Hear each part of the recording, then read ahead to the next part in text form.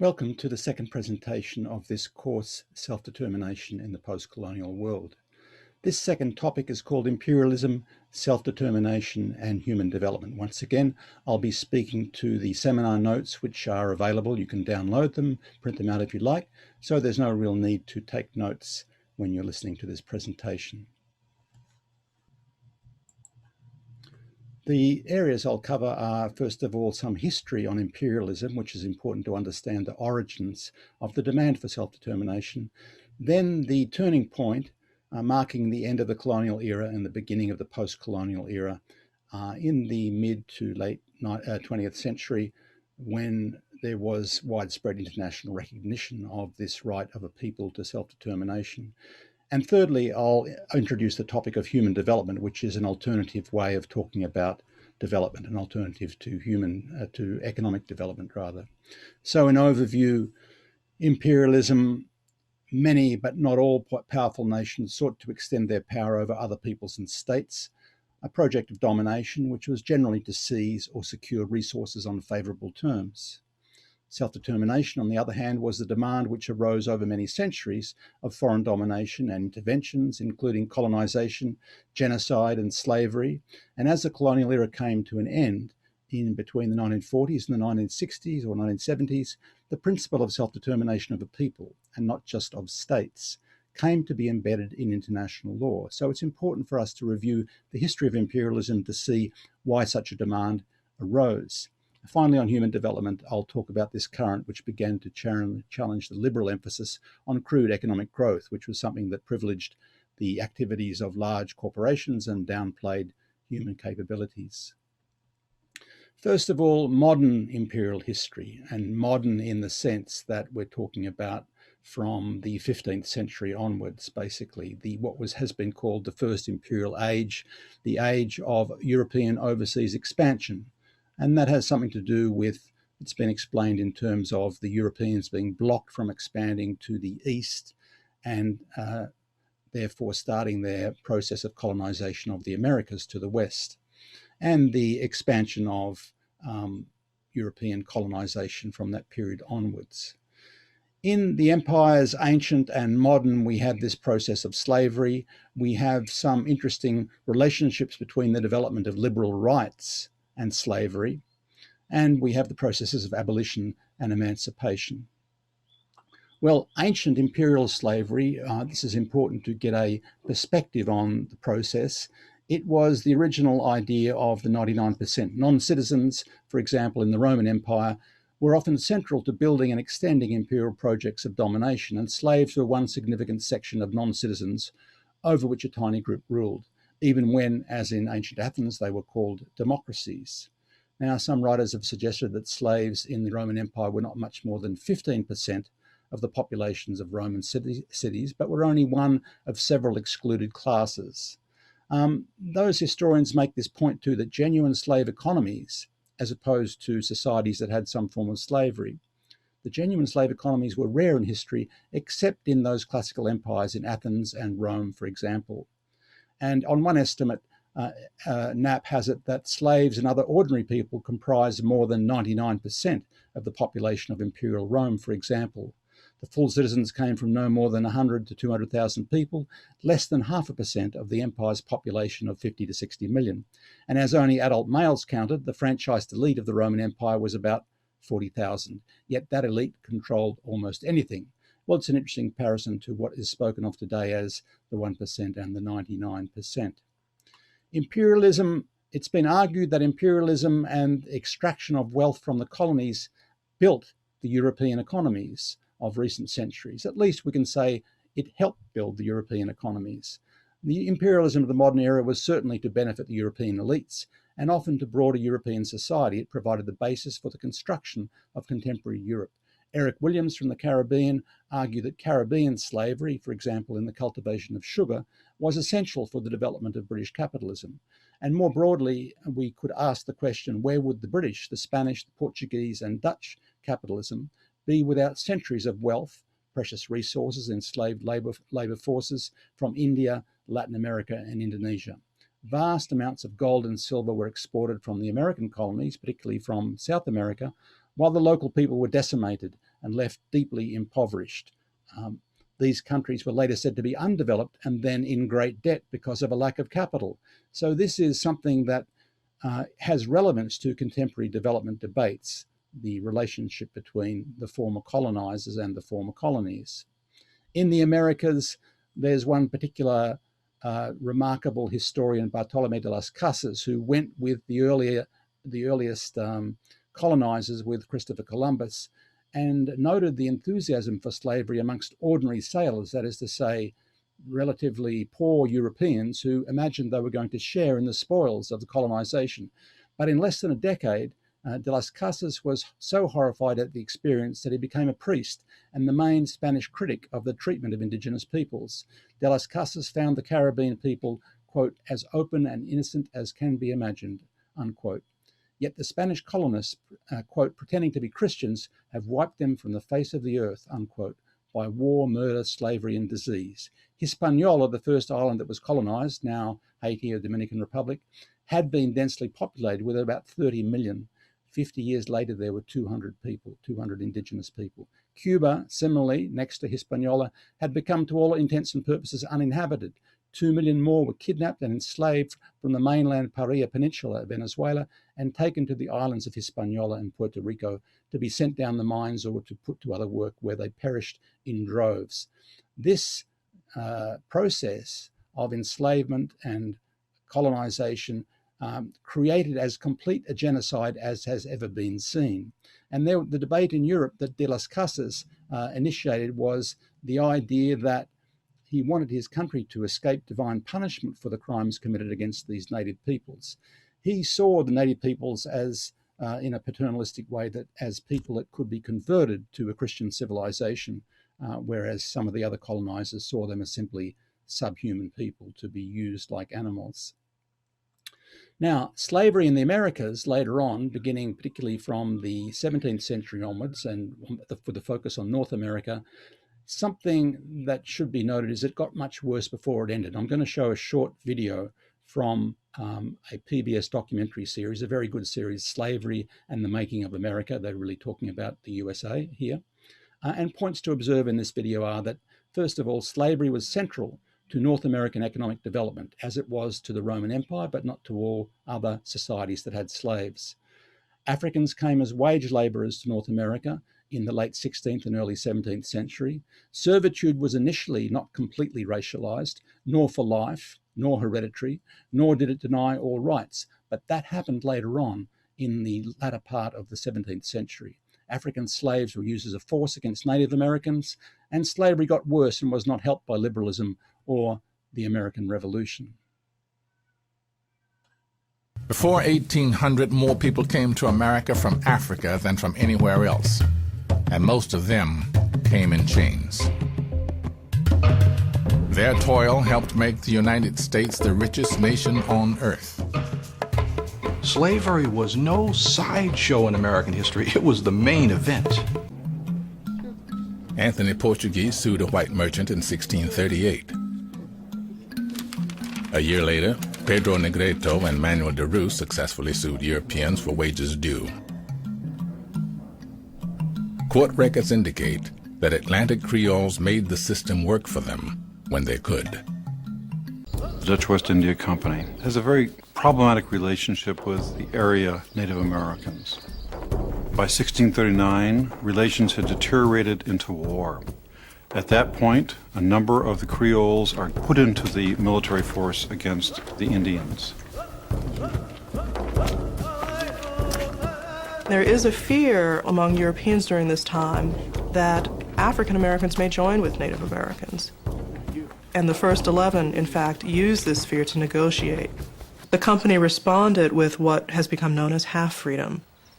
These men and their wives could live on what became known as the free Negro lots. They could farm their own land, and they paid a kind of tribute in return to the company. The company also had the right to call them up if they needed their labor. The small group of elite Virginia planters have committed to the use of race slavery to expand their tobacco holdings. In 1691, they forbid free blacks from living in certain counties. If you're African American, you cannot have an education. You cannot move about freely. You cannot hold property. All of these constraints are falling in on one generation. It's a link in a chain of slavery whereby people cannot become free. Before this, there were ways of becoming free. Slavery is replacing indentured servitude as the labor system of choice.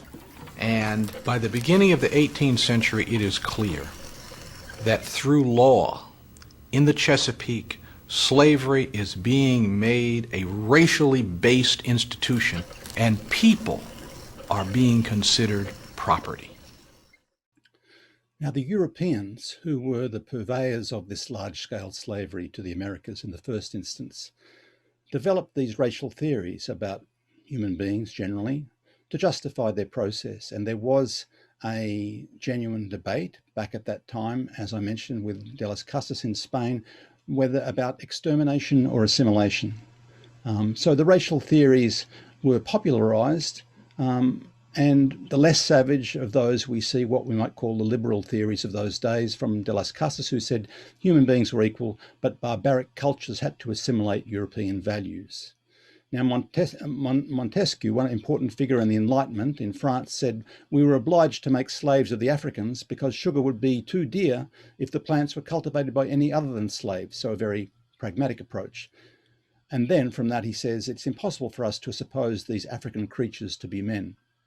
So that sort of prejudice was refined in scientific form, including through Darwin's The Descent of Man, where Darwin suggested at some future point the civilized races of man will almost certainly exterminate and replace throughout the world the savage races.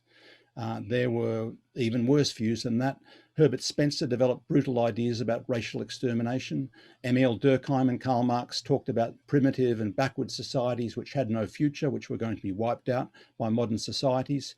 And drawing on Durkheim, the French Empire was seen as a single unit within which all would adapt to French language and culture in a great civilizing mission.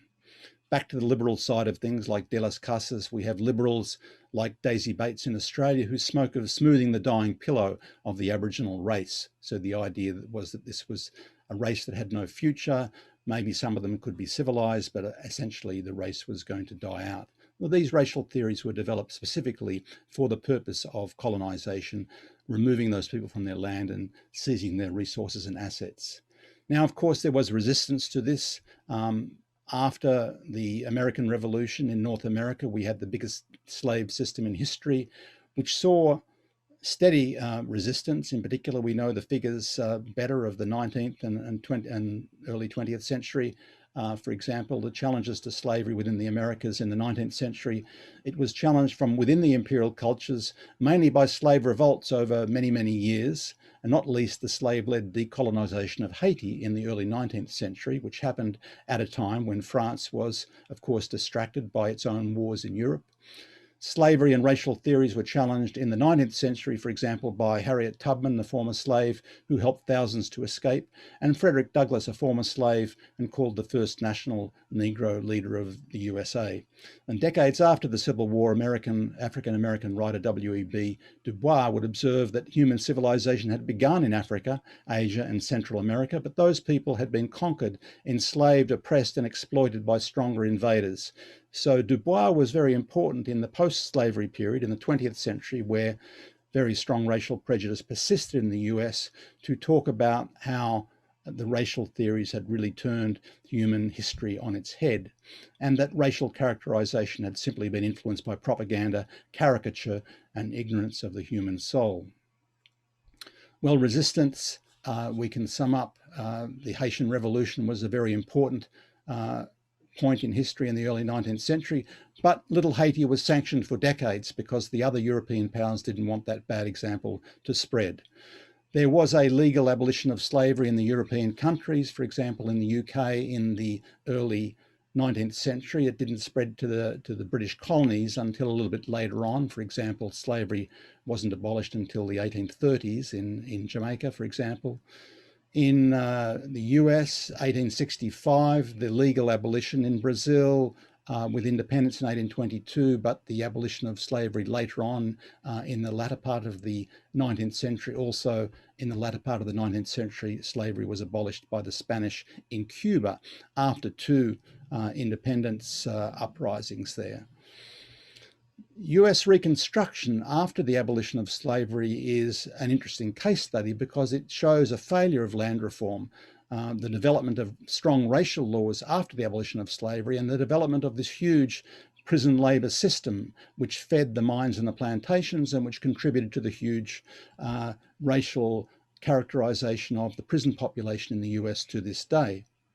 So one writer, Douglas Blackamoon, who wrote a very good book called Slavery by Another Name, just about the Reconstruction period, said that slavery in America didn't end 150 years ago with Abraham Lincoln's 1863 Emancipation Proclamation. There were some terrible racial structures set up to destroy the lives of African American people for many, many years after that abolition.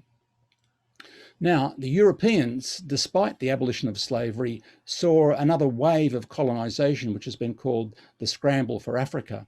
And the Scramble for Africa in the late 19th century saw the European powers compete to take over almost all of the African continent. And why did this occur and why at that time? The British, French, German, Italian, Portuguese, all were involved in colonising the continent.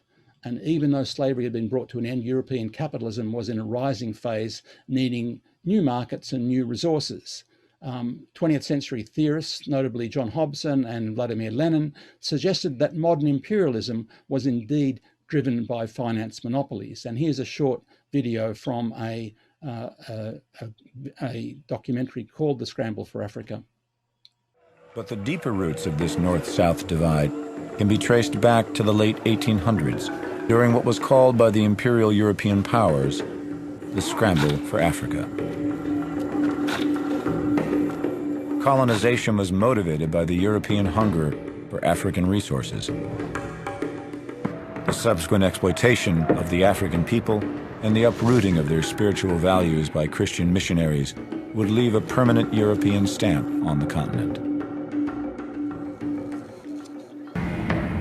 Britain cut the largest piece of African cake from Cairo to Cape Town, in addition to Nigeria and a few West African regions.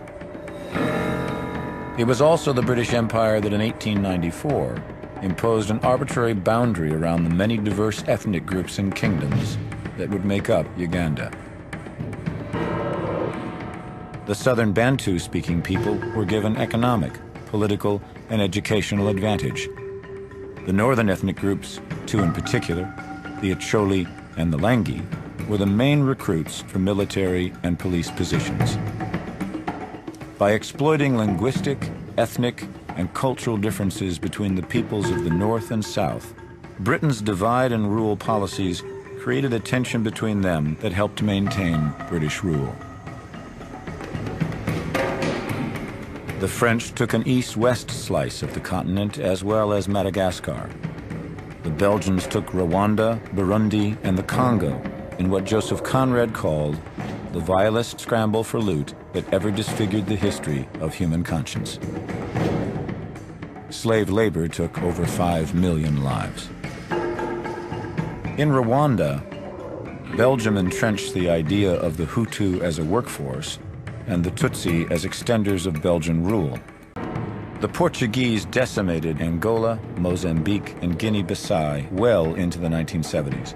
The Italians took Libya, Eritrea, and Somalia. The Germans added Cameroon and Tanzania and committed the first genocide of the 20th century against the Herero people. Here it's important to notice the special character of US imperialism, because the USA, unlike the European powers, never called itself an empire, never called itself a colonial power, never accepted that it had colonies, even though it purchased and took over many other parts of the world and fought wars of conquest. So this US exceptional project, as they often call themselves an exceptionalist power, was different to that of the European empires, at least in language. And that accounts for some of the ideological battles that go on today. Having rebelled against British colonial rule itself, the new republic of the USA saw itself as distinct. Yet it maintained slavery for many decades, unlike the revolution in France, unlike the various revolutions in Latin America, the decolonization processes there, which did abolish slavery. The USA maintained slavery for many decades and expanded the ethnic cleansing of Native Americans across the continent. It complained about the British colonial rule for limiting the expansion of settlement, as they called it, across the US continent, North American continent. The USA expanded with purchases and conquests, taking land from Russia, France, Mexico and Spain in the so-called Spanish-American War. Cuba and the Philippines were taken over. And to this day, the US maintains many small territories which were never really called colonies, and some of them are on the decolonization list of the UN. As a consequence, the US language of freedom has long been very flexible and distinct from that of the Europeans. Much of the post-World War II characterization of US imperialism is really about its economic domination, that is to say, a form of imperialism stressed by the neo-Marxists, which has to do with the domination by very large corporations. Along the way, let's recognize what's been associated with empires, and that is genocide. A new crime, that is to say, it's not really new, but it didn't have a name until the mid-20th century, and the man who coined the term, Polish-Jewish lawyer Raphael Lemkin, wrote that genocide was not the result of the mood of an occasional rogue ruler, but a recurring pattern in history.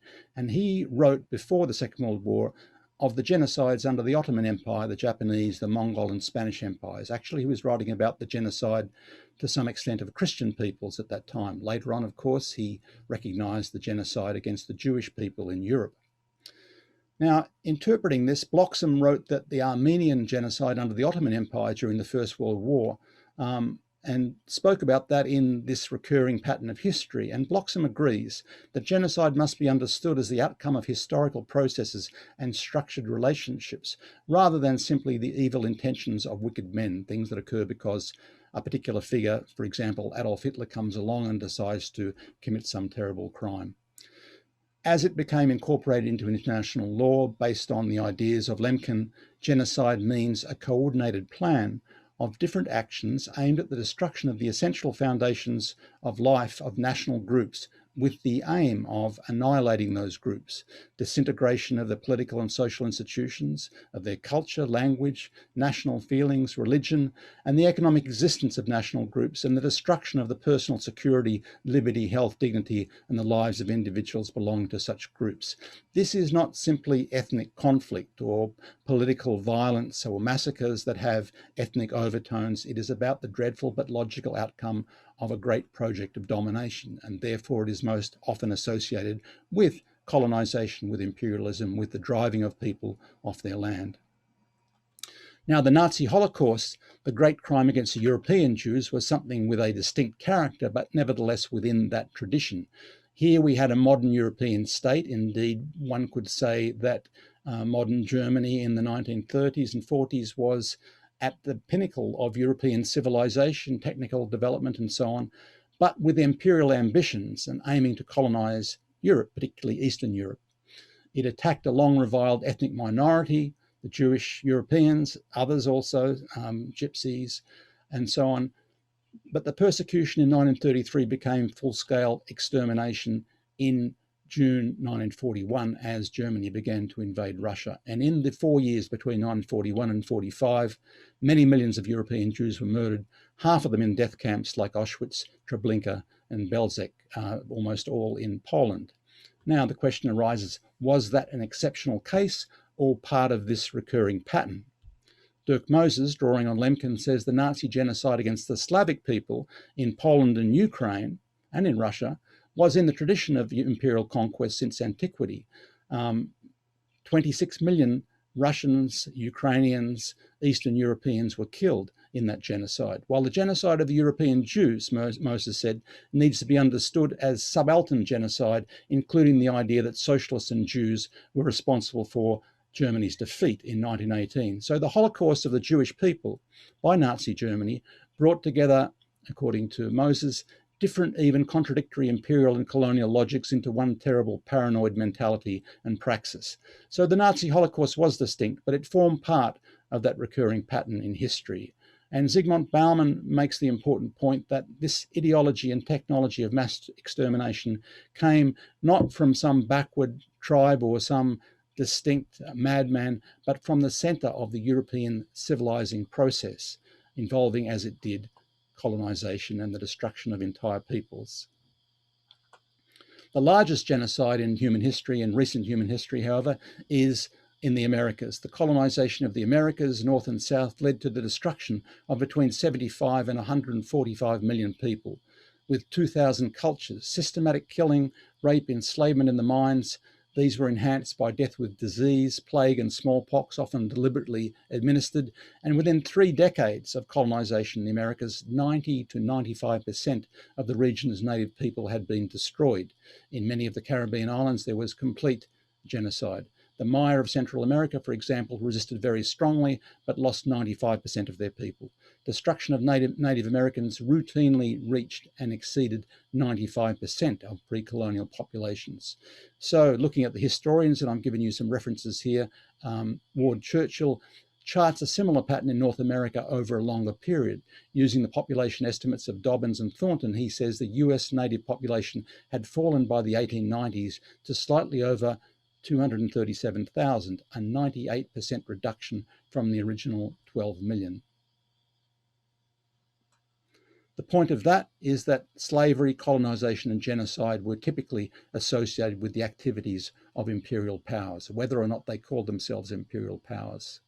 Now let's come to the second part, self-determination, which I call a turning point for the post-colonial world. Self-determination as a principle began as a principle for nation states. It was spoken of many years ago, but it became recognized from 1960 onwards as the right of a people, a collective right. It wasn't created by Western cultures, but it was created at the United Nations. It became the founding principle of the twin international covenants on human rights created in 1966. In general, the post-World War II human rights agreements tend to focus, however, on the ends and avoid great debates about the means. So while today there may be agreement about the right to food, the right to education and so on, but how to achieve that right is the substance of many of the big debates today. Human rights historically were never just a Western tradition, even though the Western tradition influenced strongly, for example, the 1948 Declaration on Human Rights. There were European traditions, particularly of property rights and freedom from arbitrary power over the centuries. There were union, chartist and women's movements. There were post-colonial currents, liberation from imperial power. There were religious traditions with very strong ethical values. There were indigenous traditions with ethical and environmental values. So we can consider, for example, the great cylinder of Cyrus the Great in 539 BC, enunciating rights and responsibilities of citizens. We've got rights declared under the Buddhist Emperor Ashoka in India, 2002 centuries BC. Then we have the UK Bill of Rights in the 17th century and the French Declaration of the Rights of Man and so on later on. So human rights have been recognised across many, many cultures. In the current era, in the contemporary era, they emerged and became incorporated into the UN Charter because of exposure of film from the Nazi death camps. At the meeting in San Francisco in 1945, the showing of that film of the dead bodies and the tortured bodies from those death camps led to a commitment to develop subsequent human rights agreements and the incorporation of the idea of a UN Commission on Human Rights into the UN architecture. Later on, it became a Council on Human Rights. So let's look at the overview of the contemporary human rights agreements. The Universal Declaration on Human Rights in 1948, drafted by those three on the document at right, the chairperson Eleanor Roosevelt from the US, the chief drafter René Cassin from France, a Jewish man from France. So he had both the memory of the Holocaust against the European Jews, but also the language of the French Declaration of the Rights of Man. And the chief negotiator was a man from Lebanon, Charles Malik, who was multilingual and was able to assist with the diplomacy and getting other states to sign on to that declaration. Now, later on, as the UN gained members, and particularly as it gained members from the former colonies, we see a much wider range of influences on these agreements, which included race discrimination, 1966, the Treaty Against Torture, the Treaty for the Rights of Women, for Children, for Migrant Workers, and so on. So over the 50s and 60s, as more former colonies joined the UN and participated in the Human Rights Commission, the UN became less Eurocentric, and we have influences from Eurocentrism and also from other parts of the world. Here's some differences, for example, between the 1948 Declaration on Human Rights and the Twin Covenants of 1966, which give teeth, if you like, to the International Bill of Rights. That is to say, they create mechanisms where states have to report to the UN on their recognition of rights. So in the Universal Declaration, there is a right to property in Article 17, and I've listed it here in the notes. Yet in the Twin Covenants, the International Covenant on Civil and Political Rights and the International Covenant on Economic, Social and Cultural Rights, there is no substantial right to property. And that's not because there was a non-recognition of that right, but they weren't able to agree because you had a large block of socialist states who didn't believe in unlimited property rights. And then you had the capitalist nations, which did believe in unlimited property rights. So it disappears in the International Bill of Rights in the covenants. However, you do have the right to intellectual property in the covenants, the right of everyone to benefit from the protection of moral and material interests resulting from scientific, literary or artistic production of which he is the author. That was meant to be a right to protect authors and playwrights and musicians against having their intellectual property stolen. Of course, as we know now, later on in the 80s, large corporations have taken over and become the main protagonists of intellectual property rights. But the most important difference, really, between the Universal Declaration and the Twin Covenants was that the right of a people to self-determination became Article 1 of both covenants. And this is very important because it's the foundation of this course. It's also something that's very commonly ignored in Western studies of human rights. And it begins here in 1960, December 1960, the Declaration on the Granting of Independence to Colonial Countries and Peoples. December 1960, Resolution 1514 of the General Assembly, which begins by declaring that the colonial age is over effectively, and in paragraph 2, that all peoples have the right to self-determination. By virtue of that right, they freely determine their political status and freely pursue their economic, social and cultural development. That paragraph is important because it is lifted word for word out of the second paragraph of the Declaration on Decolonisation into Article 1 of both covenants in the International Bill of Rights. What happened when they came to vote on it? 89 countries voted for the Declaration of Decolonisation.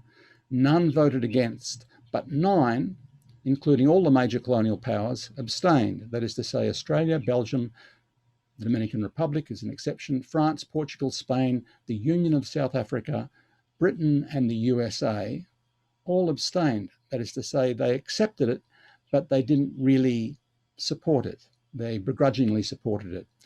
So then we had further resolutions based on the Declaration on Decolonisation, for example, 1542, which defined the ways in which peoples could gain a measure of self-determination or self-government. It could be by emergence as a sovereign independent state, as in the case of a former colony.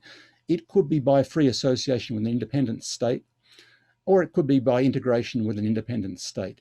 So here's a short video showing from a UN source how self-determination has been framed, how it's been expressed since 1960. When the UN was formed at the end of World War II, 72 non-self-governing territories and 11 trust territories were identified as under the control of administering authorities. Beginning in the 1960s, the General Assembly's resolve to support decolonization strengthened even further. A series of resolutions were passed that sought to assist the peoples of the territories to achieve self-determination according to their particular circumstances. The first, Resolution 1514, has come to be known as the Declaration on Decolonization. Further resolutions identify the ways in which peoples of these territories can achieve self-government. They include becoming a sovereign and independent state, free association with an independent state, integration into an independent state, or the emergence of any other political status freely determined by the people. The Special Committee on Decolonization is commonly referred to as the C-24 because of its original composition of 24 member states. While major strides have taken place, decolonization continues to be a priority for the United Nations. As I was saying, the Twin Covenants on Human Rights of 1966 lifted Clause 2 of the Declaration on Decolonisation word for word into Article 1 of both covenants, civil and political and economic, social and cultural.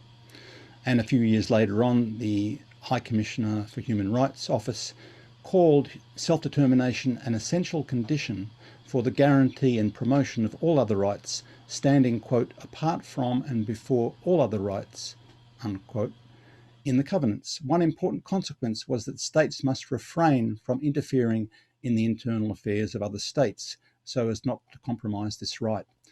Now, that principle, although described as so foundational by the United Nations human rights bodies, is something repeatedly ignored by the former colonial powers, engaged as they are in ongoing processes of domination.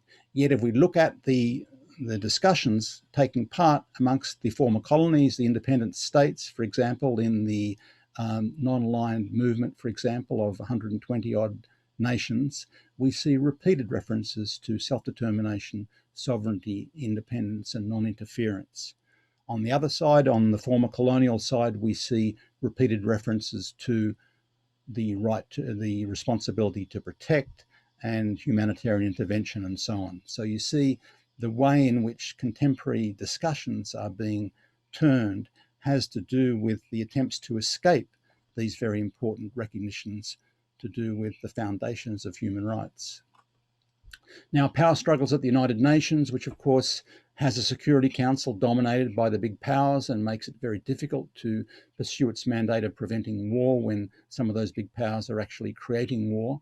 But at the General Assembly level, there is far greater level of democracy, let's say, at least in principle, in moral terms. So there, after many years of human rights being used as a tool against particular targets, certain nations are singled out for treatment and then they will ignore other countries with far worse records because there's an attempt to bring about some sort of regime change there. As a result of that, and as a result of the problems of the structures at the UN General Assembly replaced the old Commission on Human Rights in 2006 with a new Human Rights Council, and that works with the Office of the High Commissioner for Human Rights and advises the General Assembly. That resolution was passed to create the new council by 170 to 4. The 4 against were Israel, the Marshall Islands, Palau, and the United States. In other words, the US and Israel and 2 little dependencies of the US. You can see why it is that the structure was not viewed favorably by the US, because it was introducing a greater level of democracy, that is to say, a say from other countries about the way in which countries are targeted for their human rights record. So the Human Rights Council is directly elected by the UN General Assembly. The previous commission was elected by participant members of the Economic and Social Council. There's a likely greater emphasis on human rights themes across countries. That is to say, they'll look at, say, the rights of children across all countries rather than just focusing on a particular country. There is less targeting of particular countries now in the Human Rights Council. And the members, there are 13 African members, 13 Asian members, 6 East European, 8 Latin American, Caribbean, Western European, and others, 7 elected for 3-year terms. You will see on that UN Human Rights Council that there is far more independent voices there. That is to say, you will find countries that are targeted by the US on human rights pretexts getting elected popularly to their posts in the African or Latin American constituents for that council now. Let's move on to the third topic, which is human development. This is important because when we talk about development and post-colonial development, we have shifted in a way, in almost a parallel way to the big power struggles, to a new way of looking at economic development. Economic development was seen as a very crude notion of simply economic growth. There is still a great reliance on the ideas of economic growth. So many percent economic growth is required. That tends to privilege the large corporations, the formal sectors, and the export sectors of companies.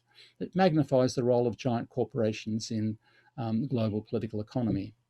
But to talk about human development creates a new focus on human capabilities, that is to say, how many children are completing their school, how many mothers are surviving childbirth, and so on. Those indices, let's say, of human development have helped inform the UN's Millennium Development Goals and Sustainable Development Goals.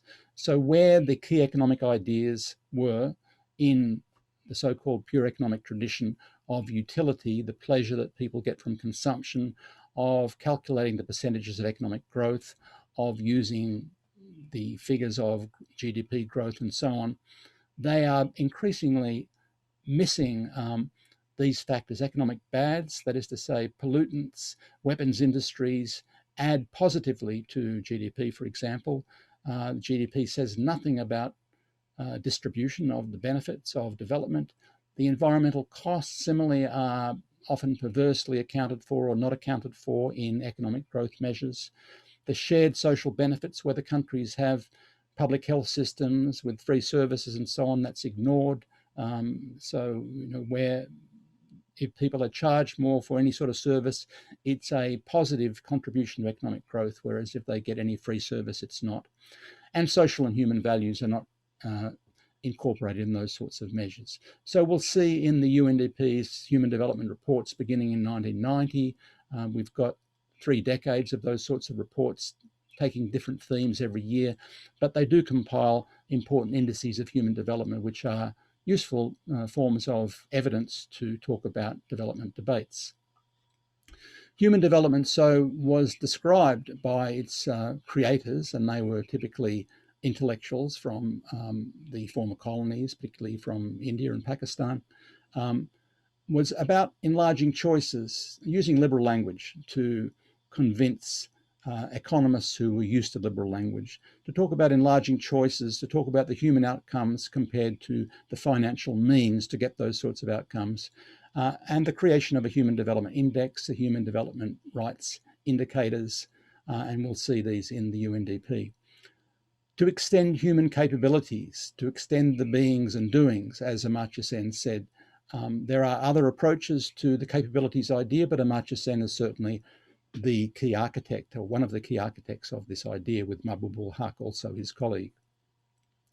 Others have defined capabilities, linking it to notions of justice, linking it to notions of basic needs. I've given some of the references briefly here.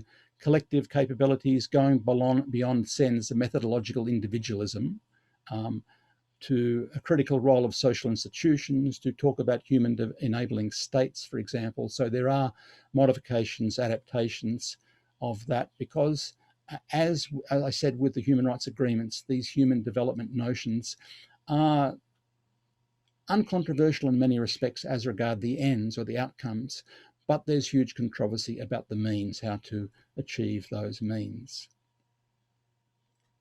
The Human Development Reports have said these sorts of things, such as from the UNDP's report from 2010. People are the real wealth of a nation. The basic objective of development is to create an enabling environment for people to live long, healthy and creative lives, and not simply to accumulate more wealth, regardless of who gets that wealth, what is done with that wealth, what sort of destruction is carried out with that wealth. So the human development measures from 1990 onwards were specifically designed as a counterweight to GDP. And one of the creators, Mahbub-ul Haq, said he wanted a crude measure like the Human Development Index specifically as a counter to GDP. And the Human Development Index combines, the index combines income with 2 measures of education and 1 of longevity or health, life expectancy. So it's a simplified, HDI is a simplified version of a much larger group of human development indicators.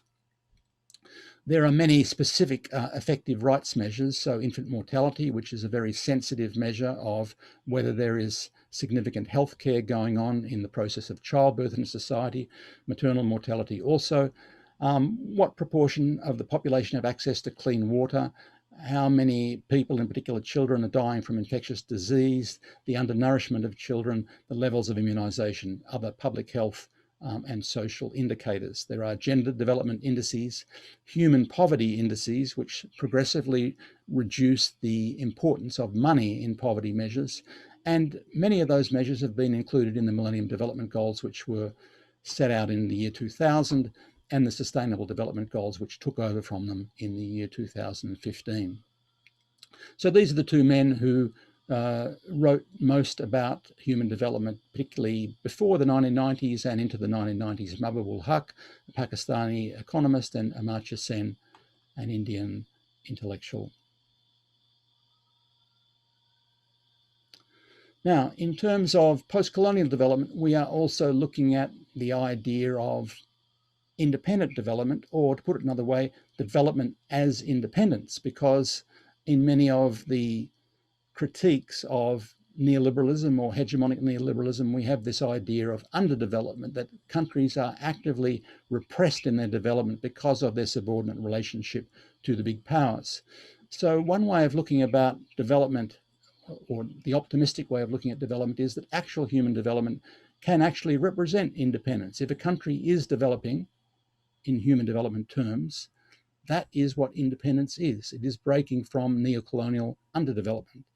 And some notable human development achievements in recent decades have been those from the People's Republic of China and the Islamic Republic of Iran. And this isn't me saying that, this is the United Nations Development Programme. I'll give you the data in a moment. So UNDP data, one, first of all, it recasts economic development as human development, and two, it often provides a useful means of arbitrating international controversy, because as you know, China and Iran are typically targeted as countries that are somehow not serving the interests of their own people, as well as being some international challenge to the ambitions of the big powers. So the human development ideas don't resolve the means of advancing capabilities, but they do give us a means of sometimes arbitrating international disputes. So here's one in the case of Iran. And you might recall that in the year 2019, the then president of the US, Donald Trump, was carrying on about Iran, 40 years of corruption, 40 years of terror, 40 years of failure, and so on, the long-suffering Iranian people, and so on and so on. All we have to do is go to an independent source of evidence to find that these political slogans can be judged. In fact, as I said, China and Iran are the world's leaders in human development advances in recent decades. Here is the UNDP in the year 2018 saying that between 1990 and 2017, the Islamic Republic of Iran's life expectancy increased by 12.4 years, and the mean years of schooling, like almost the same as the average years of schooling, increased by 5.6 years. That contributes to a huge rise in the Human Development Index. So putting that together with UNDP reports, Iran's Human Development Index grew on average 1.21 per year over those 27 years, and China's 1.51%. They are the two strongest growth figures in human development, in the Human Development Index in the world, basically. But it's not very well recognized because of the level of propaganda against China and against Iran. So here's a useful role for the UNDP. It is capable of providing some genuinely independent evidence to arbitrate important international controversies. So in summary, imperialism has been at the root of the greatest crimes of human history: colonialism, genocide, and mass slavery. That's important to remember in today's ideological debates, because sometimes we see the arguments for intervention in the name of great power domination, saying, oh, there's some great crime being carried out in this country or other. Let's remember that the intervention of the great powers has been at the root of these great crimes in the past. And the key response at the United Nations was the Declaration on Decolonisation in 1960, and subsequently its adoption, the principle of self-determination, into the Twin Covenants. Self-determination of a people gained recognition in the 20th century as the founding principle of human rights. It was put there by the former colonies, accepted begrudgingly by the former colonial powers, and if the former colonial powers had their way, it would be subordinated or ignored in international debates. That is why I suggest it's very important and deserves much greater study. Human development, additionally, has become an important alternative to what is effectively a liberal religion of economic growth above everything else. But human development does not prescribe the means of advancing human capabilities. It does provide us with a tool to advance arguments. So the means of advancing human capabilities we will look at further in further presentations.